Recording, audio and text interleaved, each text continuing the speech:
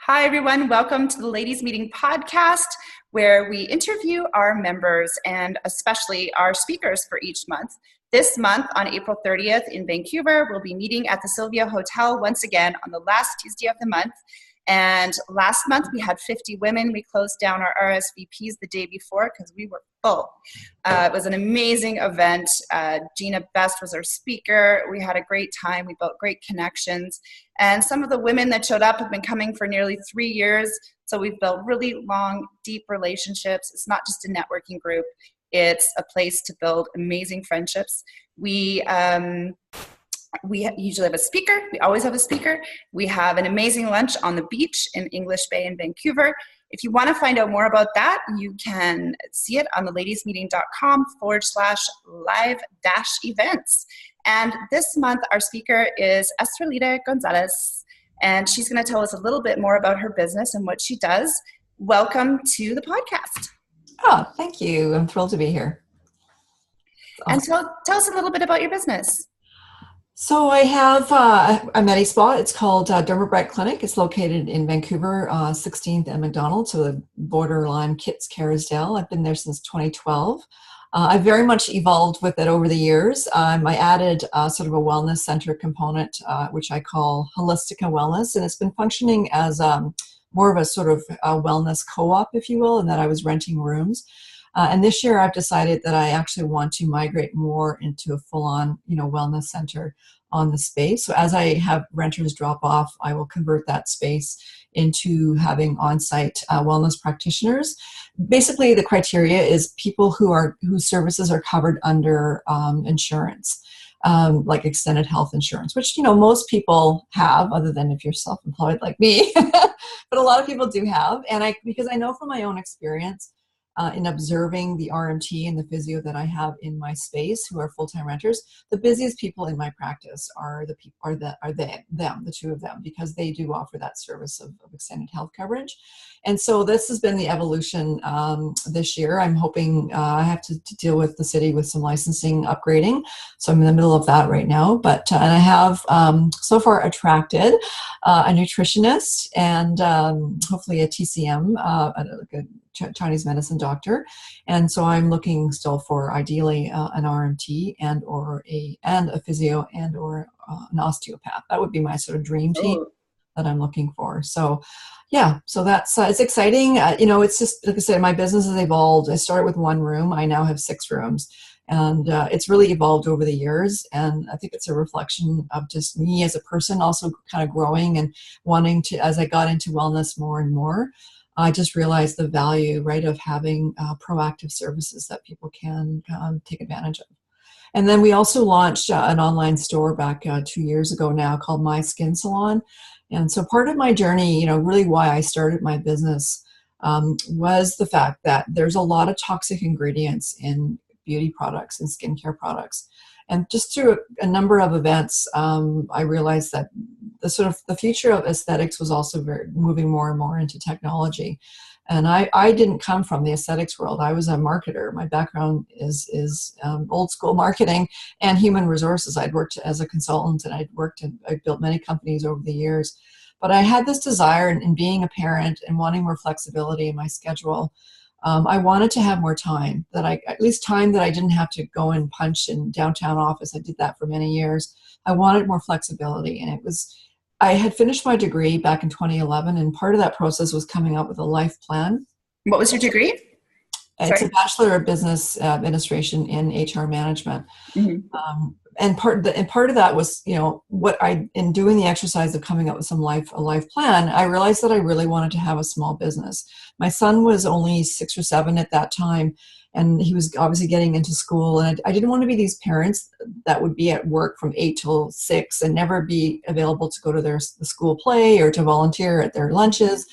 And so having a business would actually allow for that. And so that kind of led me to this path of the skincare clinic, which is a kind of a great story of itself. I had been seeing a holistic doctor since 2007, and I started going to see him because he was doing IVs, like vitamin IVs, which was kind of starting to be a beginning of a rage then. Right. And so that was in 2007, and he also said to me, in being proactive around your health, there's 3 things that you should do. You should have a hormone test, you should have a heavy metals test, and you should do a food sensitivity test.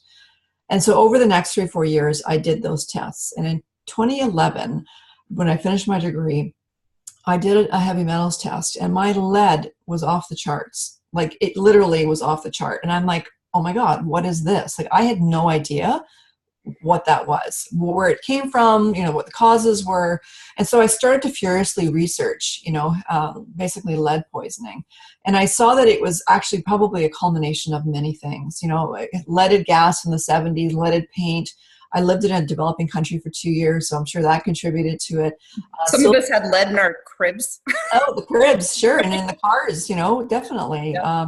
I used to wear a lot of silver jewelry from Mexico, and it has lead in it.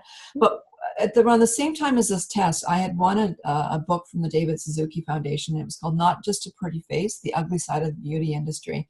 And it was written by Tracy Malkin, who was involved with the Environmental Working Group at that time. And she made this whole correlation between cosmetics and beauty products and the harmful ingredients that are in them. And as I'm reading this, there's this whole thing around lead in lipstick. And I used to wear a lot of lipstick in the 90s. And so when I read this, I was just like, what the heck? Like, I was so infuriated by this, and it meant for many reasons. One is that how can companies actually create these products that they know are harmful to women? And then the second part of that, which is they term it pink washing, is these companies then sponsor these breast cancer runs, right? And like, yeah, I don't want to name companies specifically, but then so they're creating the problem or part of the problem, and then they're talking about breast cancer runs and raising money for research. So I just felt like there was a disconnect between what these companies were actually doing and the loyalty or lack of loyalty to their customers. And so I had been doing some marketing work for an aesthetics manufacturer in Florida, and she said to me, I'd really like to have somebody in Vancouver with one of my machines. Would you consider being like a rep? So this was at the end of 2011, and I remember thinking, maybe this is what I'm supposed to be doing. I just felt like I wanted to have a business. The doctor said to me, my holistic doctor said, I have a room. You can rent it. It's got a sink and a shower, and it was perfect, really. And so that was in 2012, June 2012. I got the machine. I'd never run anything to do with, I'd been in the hospitality industry before, so I was very familiar with, service and, whether I worked in a restaurant or a hotel, the same premise. I was always very customer service oriented. That's funny. I was just talking to a potential client today who's selling a teaching product that her goal is to reach senior facilities and things like that. And she found that a lot of the people she's reaching who are going into the medical side of things have been in hospitality. Yes. Oh, yeah. There's in retirement, there's a deep connection there. It's actually the same premise. It's heads in beds. It's the same premise, but it's just a different, it's short-term versus long-term. But I know a ton of hotel people that I used to work with who are now working in retirement homes. And it makes sense because the baby boomers, they want a better experience. They want, in some cases, a luxurious experience. They want to feel like they're in a hotel. They don't want to feel like they're in some, some dingy retirement home that feels like a hospital, which is why you've seen this total industry bloom over the last 10 years. Mm-hmm. And hence the hotel people coming in and offering all those great amenities. Mm-hmm. Oh, my dad's in a place where there's probably only 15 rooms in his, there are more rooms in the building, but in his floor, which is all pretty private, you're not having to interact with probably more than 15 or 20 people, which for his level of care, which is very high, it's really nice to see that it's available without being a dingy old home. They have a cat, the people know him really well. They know which is his laundry, and there's a real sense of care, which is for sure. It's evolved. I was a candy striper as a kid, and I remember I didn't really like going into those homes because they felt so clinical and sterile to me.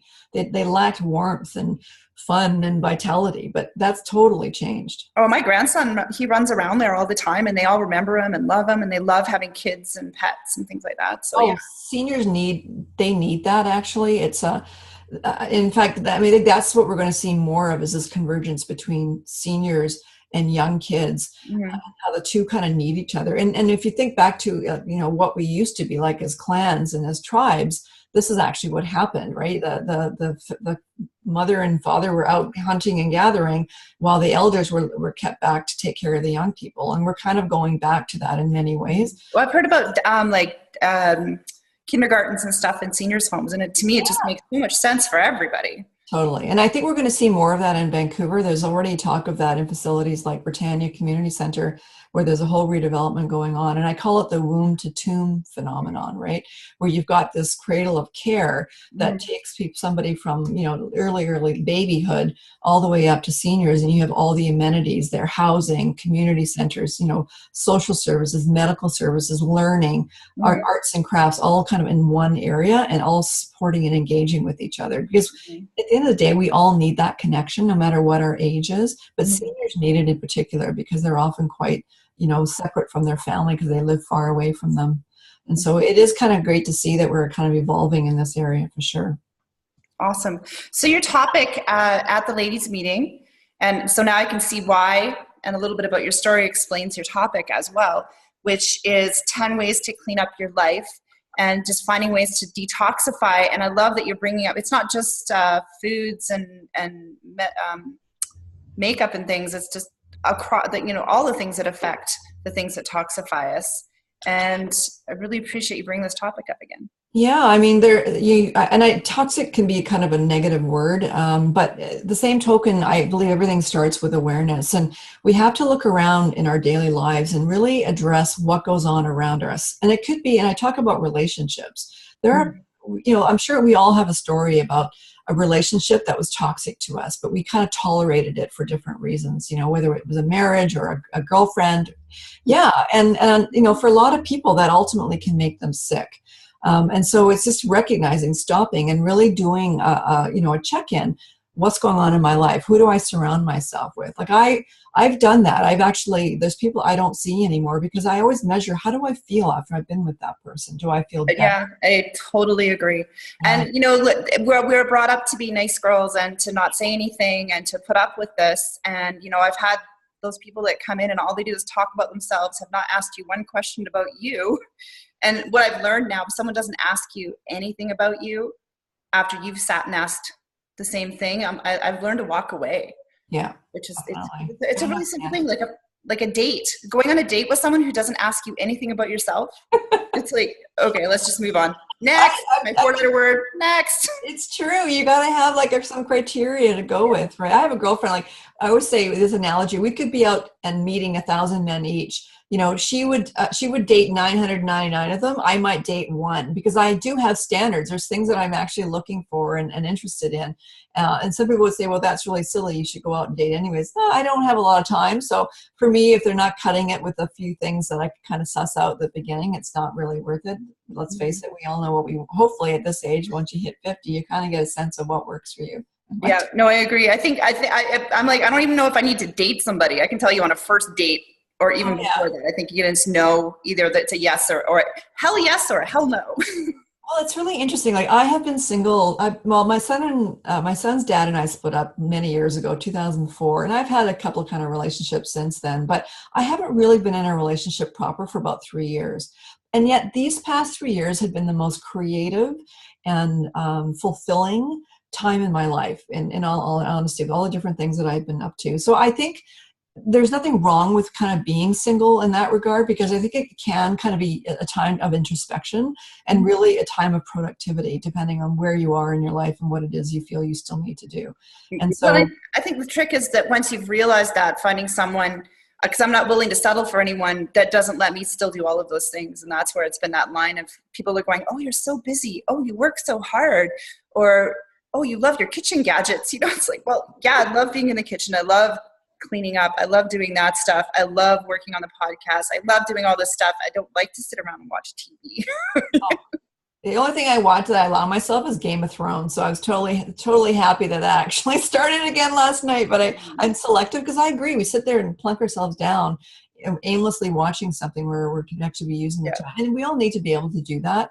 Yeah. But when it becomes that habit and you're doing it every night, then life is passing you by. And you're well, I know that I have an addiction to TV, so it's a bit of a problem. I'm not allowed to have Netflix or anything that I can stream an entire season.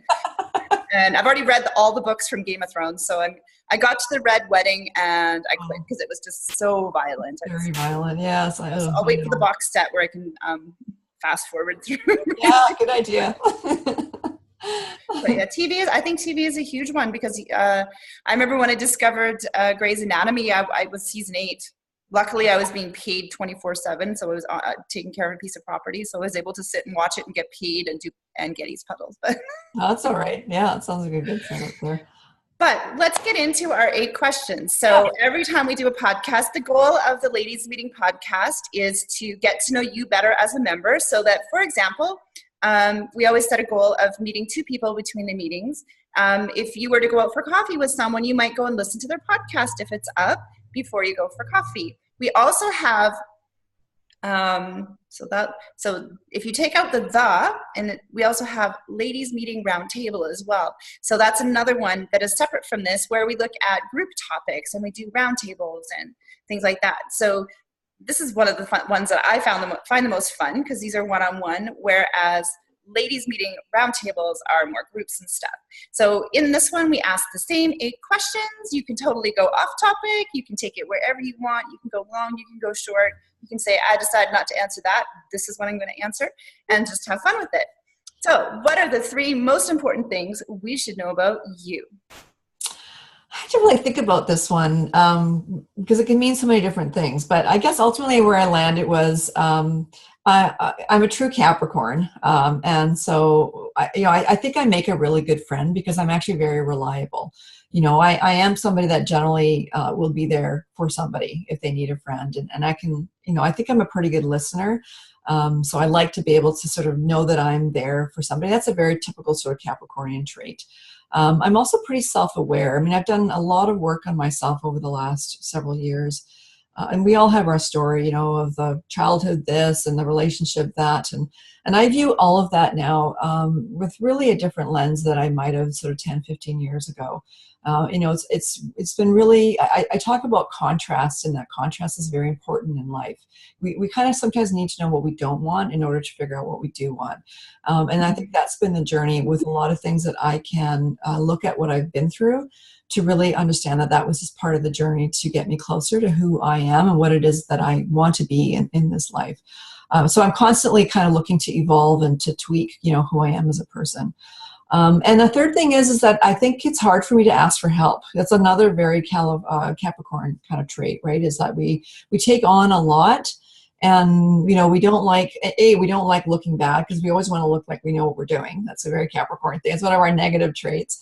And so because of that, I think we have a hard time sort of asking for assistance. And I know that certainly I've been guilty of that. I do tend to sort of, which is why we tend to get sort of dark and gray sometimes. And so to the contrast of that, it's really having those tools to be able to deal with those days that do come up that are just, part of life, right? And so meditation, walking around in nature is a very big one for me, just getting outside. And so, life is about the tools that we need to sort of get through the days when we have maybe not the bad days, but the not so great days, right? If we were to, sorry to interrupt. No, go ahead. If we were to, since you kicked the door open, if there was one thing you could ask for help with, what might it be? Oh gosh. That's a tough one.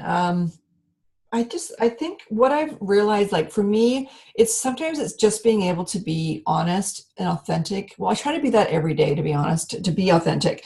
But to have somebody, and I have 2 ladies that I speak with regularly, and they're actually closer to me than I would say even my own family, because I know that I can tell them anything and there's no judgment, right? So if I'm having a conflict, like I'm so frustrated with what's going on with maybe a bad month throughout the clinic, right? We're just like, where are the sales? Or I'm having an issue with an employee, like just to be able, as an entrepreneur, it can be very lonely, right? Unless you have a coach, which I have had 3 coaches in the past that I've worked with over the years, but I don't right now. But I've got ladies that I know that both of whom are coaches that I talk to.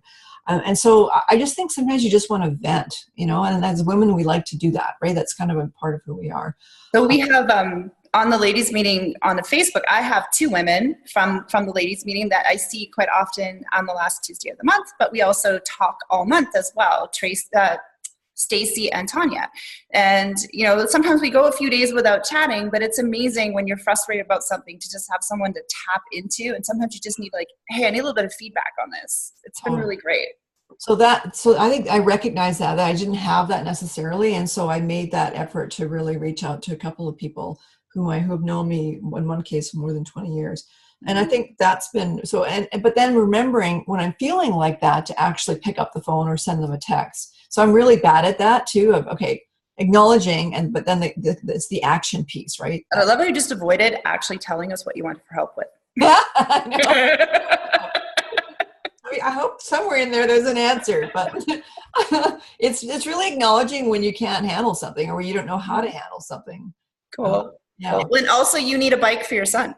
Yeah, actually, maybe they've got a younger son who wants to swap for a smaller bike for an older bike. I love that. Yeah, good idea. Anyone out there, please message me. What is work and what is play for you? You know, I like to think that every day is play. The word work, I think, has a lot of bad energy or sort of a negative connotation to it, and it can come across as like a hardship thing. You got to work hard in life. So I would really like to prefer to think that life is every day. It's the idea of play, and I think as entrepreneurs we get that opportunity more than most people because we kind of make our own hours, we can kind of structure our lives the way we want. And so I don't know, like I wake up every day just looking forward to the day. And I didn't always, the times where I've had jobs and there were days I didn't. And I understand people who are on that hamster wheel, how frustrating it is if you're working with people that you don't like, or you're doing work that you don't like, the grind of that. And so for me, I actually feel for people who feel like that because it's no way to exist. You spend so much time. Yeah, I get that. Because my kids are now, they're turning 23 and 25 this year. And, at the time when I was going to university, working full time, doing Sea Cadets, Girl Guides, all that stuff, there was grind is the only way to describe it, and then you're trying to get a peeper in and you're up till 3 o'clock in the morning, but you want your kids to be on time for school. And then you still need to get to work. And I was really lucky that I had an employer who's like, I could stay and work late if I needed to and do whatever I could. I never had to miss a basketball game like you were talking about earlier.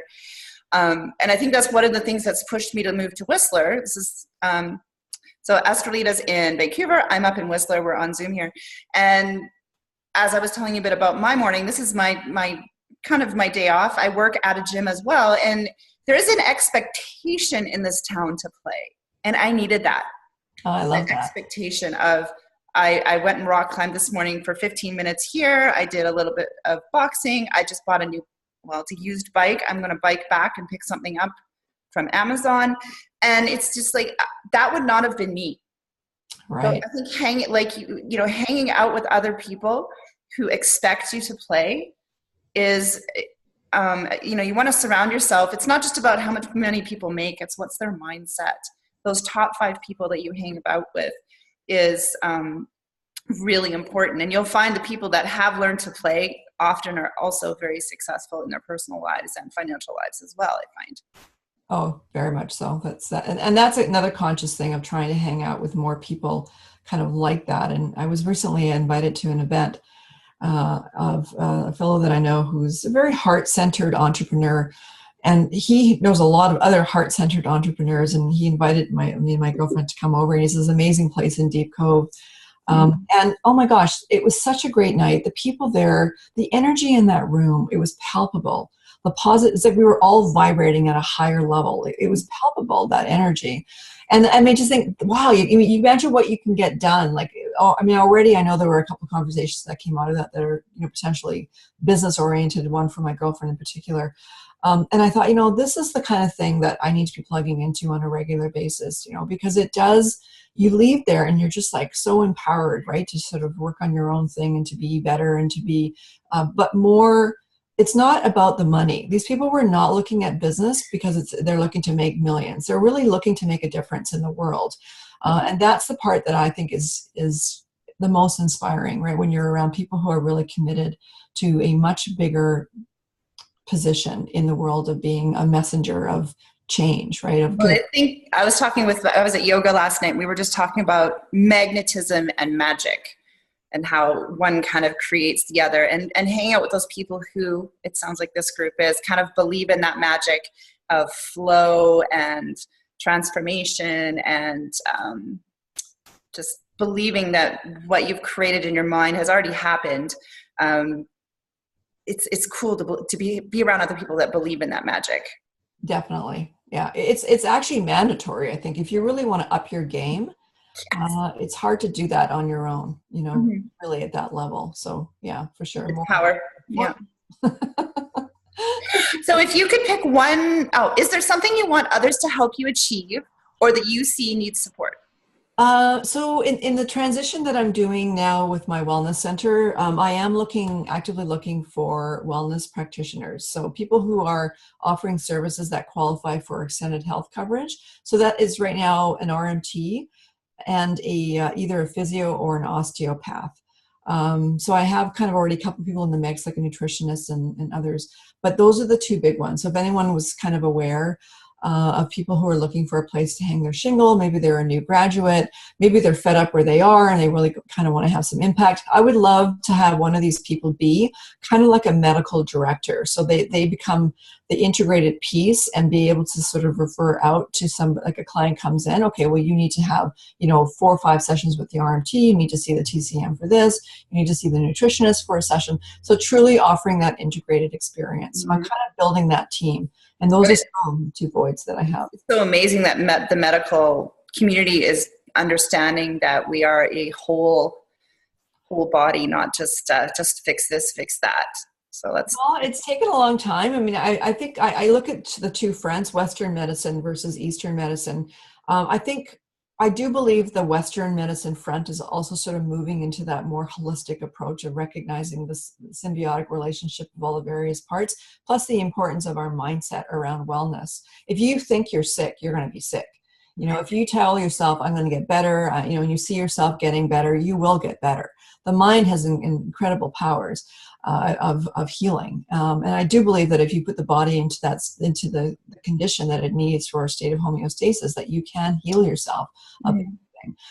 So I think in order to, so that is, I think that change is happening more and more in the sort of Western approach to medicine. And then you've got this whole great world. I think we need both, right? They have to sort of work together. If you're acutely ill, you need a Western medicine approach. If you're dealing with chronic issues, you probably need more of a maybe non-traditional, holistic, the naturopath way or others like that, TCM, Ayurveda medicine, like all of those have great potential and great benefits and been around for a really long time, as well.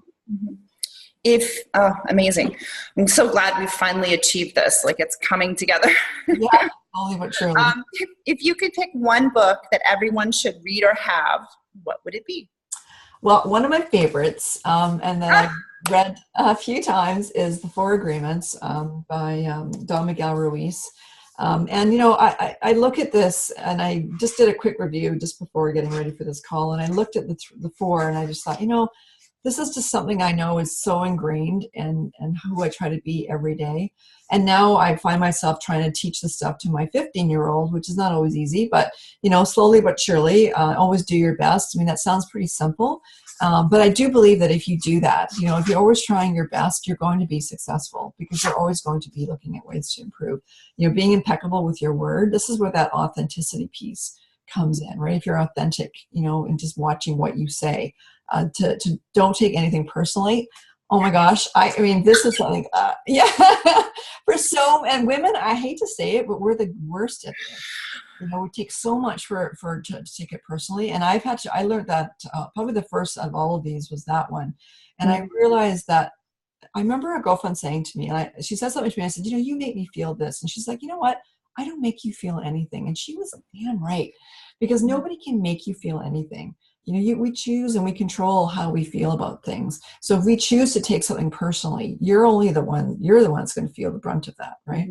Well, and as much as we know it, it's still, what I found was amazing. I had a situation last month and I literally called Maggie up. I'm like, Maggie, patio now. Am I right or am I wrong? And she's like, that person's opinion of you is not your business. That's right. It was like, it's hard, but it makes sense, right? We can't control other people. Why do you want to? If everybody just focused on actually fixing themselves, this whole world would be such a different world, instead of sticking our noses in other people's business, right, about what they should. Well, I would actually, even just to challenge you on this, is I really challenge people who, I don't think any of us are broken. We don't need fixing. I just think we are always growing and learning and taking a different path and, letting things flow instead of thinking we're broken. Right. And so it's not that we need fixing. It's that we need to grow into this next part of ourselves, and we need to shift, because the other thing that I've said so many times this month is you can't drive a parked car. You can't steer a parked car. You got to keep moving and flow out of wherever you are and into the next thing. And true. It's very true. We all have our journey. And I guess, and when it gets frustrating if you're dealing with people, and I had this happen to me yesterday, I just thought, you know what? Love and light, love and light, love and light. Compassion, non-judgment. It's hard. It's hard not to judge. We all have these standards, right? But you know what? For me, it's like, okay, I've caught myself. Okay, it's okay. Like, I'm human. We all do this. And then we can do this, just acceptance, love and light with everybody, and just the better we will be, right?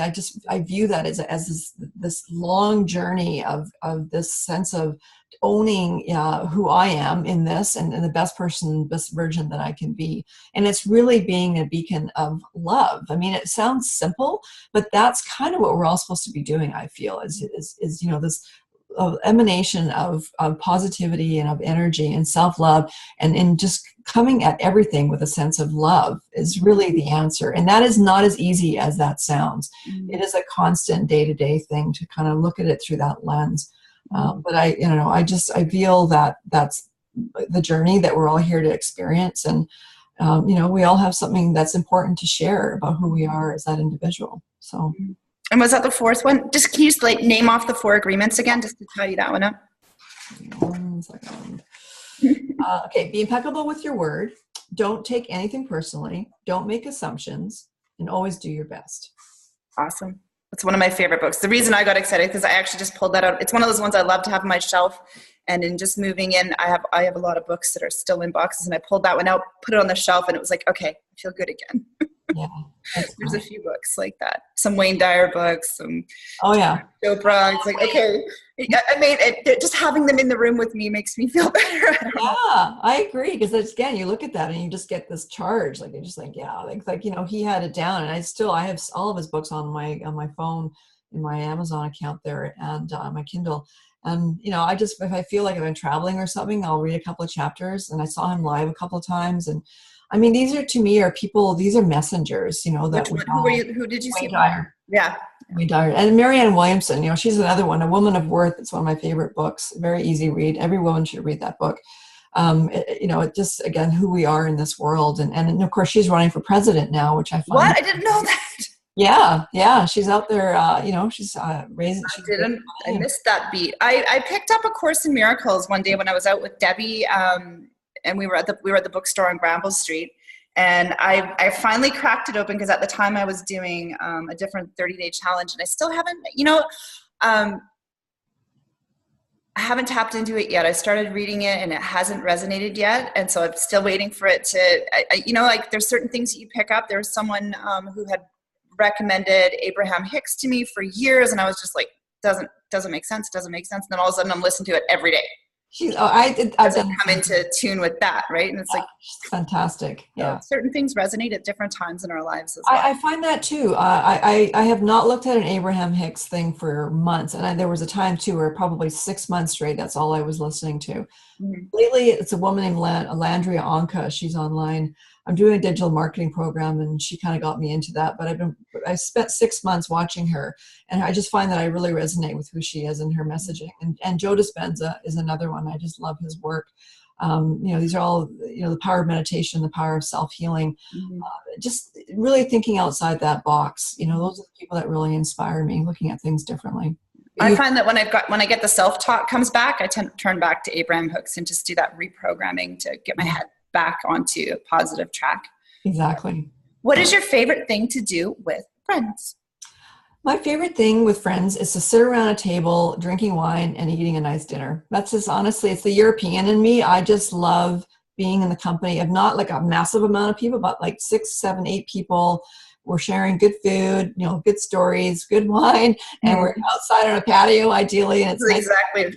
This table has been amazing. It's this big long wood table, and we have what we call dinner club, and we have 5 or 6 people. Everybody brings a bottle of wine. We all make food together, which is really cool. That's great too. Yeah, for sure. It's that community. I mean, it's what we all long for on some level, is a sense of community and being able to plug into that. And, I just think that we are losing that with the busy lives that people have. That sense of kind of belonging is getting lost. And I think it's one reason why we really make a big dinner about food these days, and about dining and having a sense of like knowing how to cook, is that brings people together and, becomes a special occasion maybe. I don't know.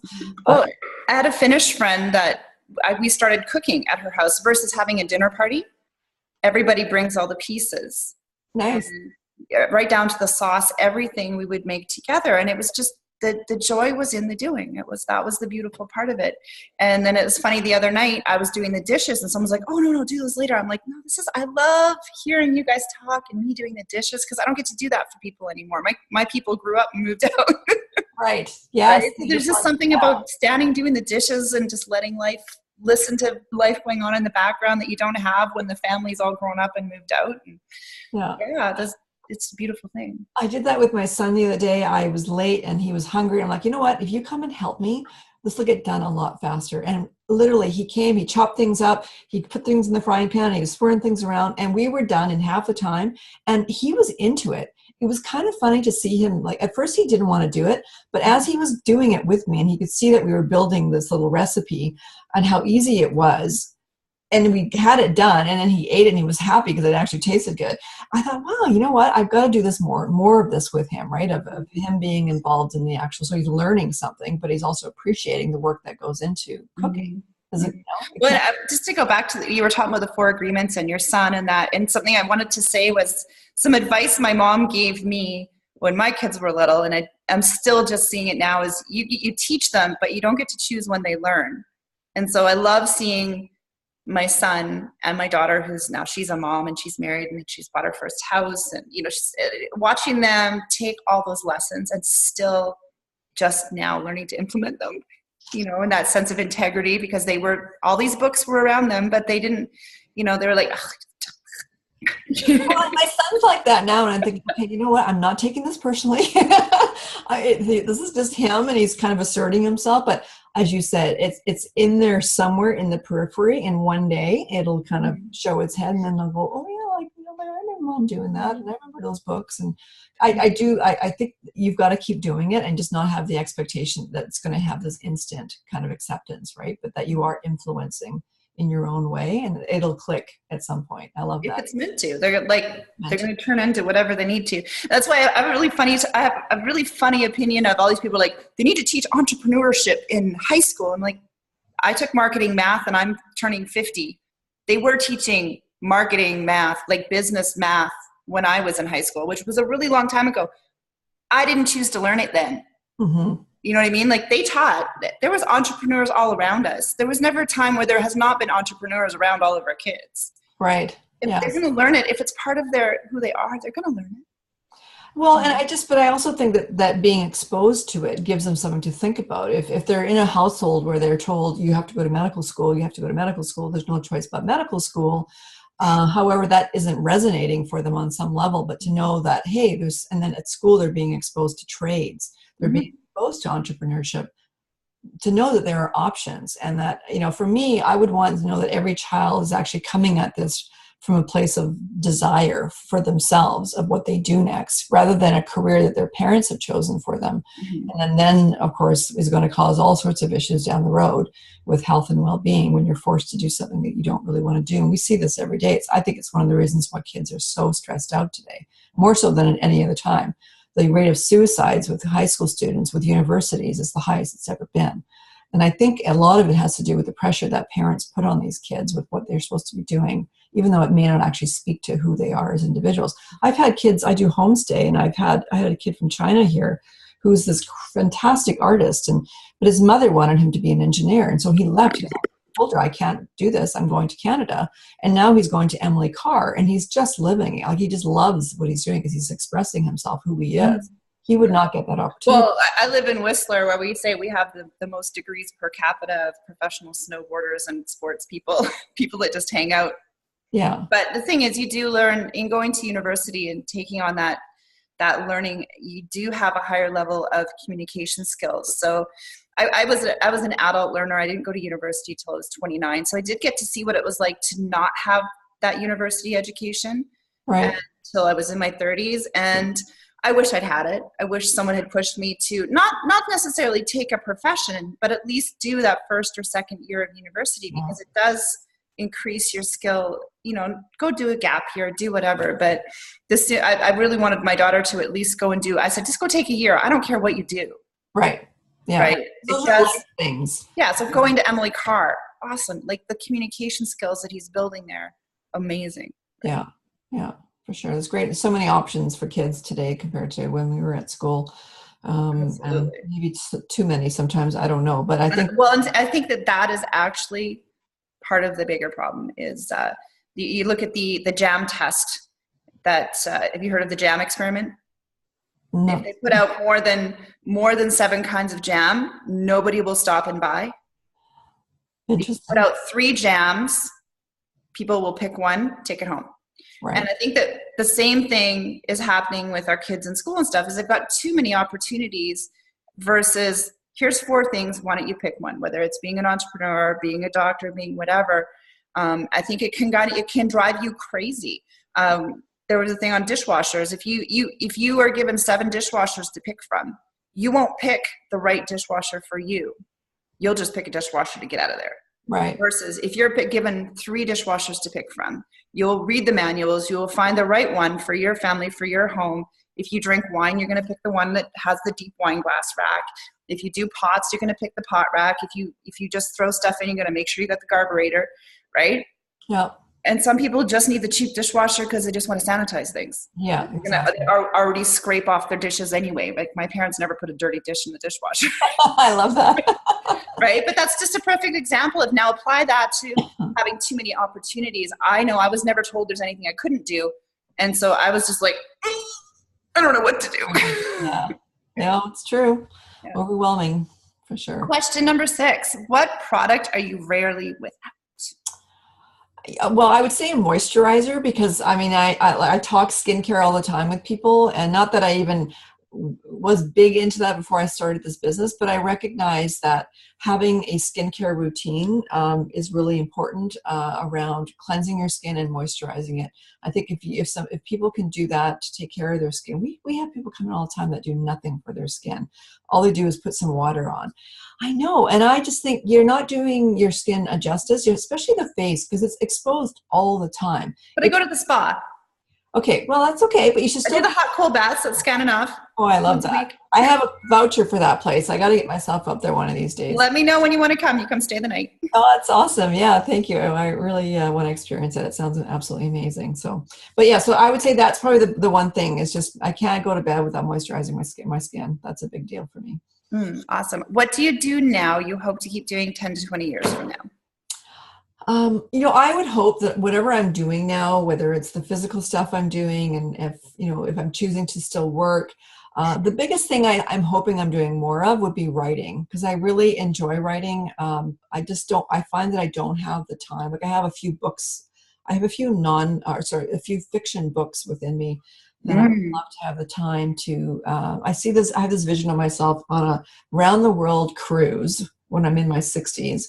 It's like a 360-day cruise going around the world and me writing a book on that trip. Like that's just kind of what I see myself. That would be like the ultimate, experience, to be able to culminate and be able to do that kind of a trip and actually produce this kind of work of writing. Well, I think I have to give you a book when I come down, and it's going to be The Artist's Way. Have you heard of Artist Pages? I think my son's grandmother was telling me. She's an artist, and I think she was telling me about that book. Well, the Artist Pages, which goes along with the book, challenges you to do 3 pages of writing a day. And it's amazing. I don't know if you've been on our Facebook group at all, but I've been posting for 30 days.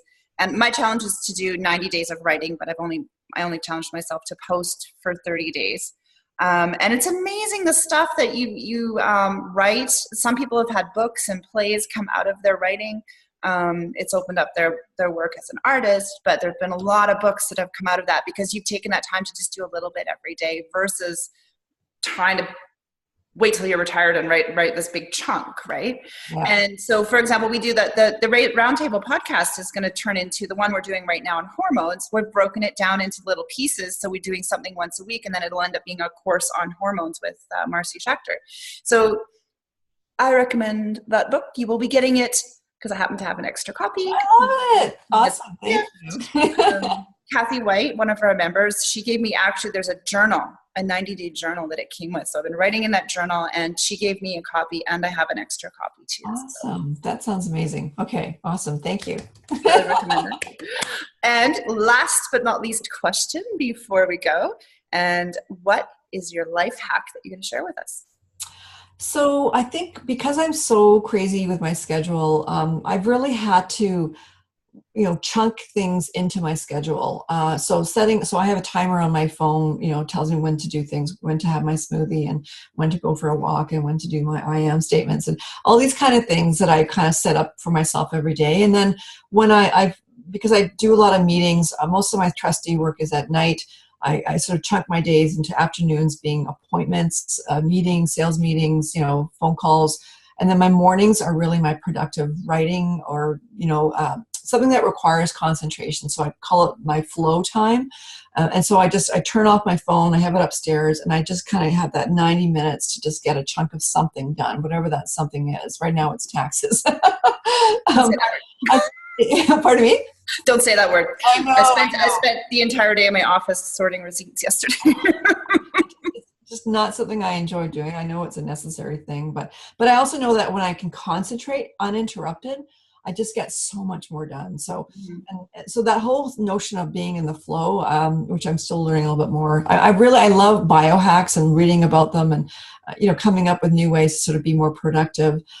So it's a fascinating subject, and I'm sure there's lots of things that I could still be doing. But a lot of people are looking at ways to sort of just from a longevity standpoint, right, to live a longer life, a quality of life. And I think a lot of these biohacks that are being observed and created and studied are really going to be quite fascinating over the next the next few years about what we can do as individuals to have a healthier body. And I believe that our body, doesn't have to fall apart once you hit a certain age. I just think if you believe that, then it will. But if you also believe that you can be vital and healthy and do whatever you did when you were 20, by making some subtle changes, I think that's totally possible. And we're seeing that, today. So what's that one thing you've done? Is it the 90 minutes then? I would say the 90 minutes has been the thing that I've added recently, of just having a piece of time every day that's not interrupted, right? Well, and Robin Sharma, I tried doing the 5 a.m. club, the Robin Sharma 5 a.m. club, but often I'm working until 10:30, closing up the gym. So it just doesn't work too good.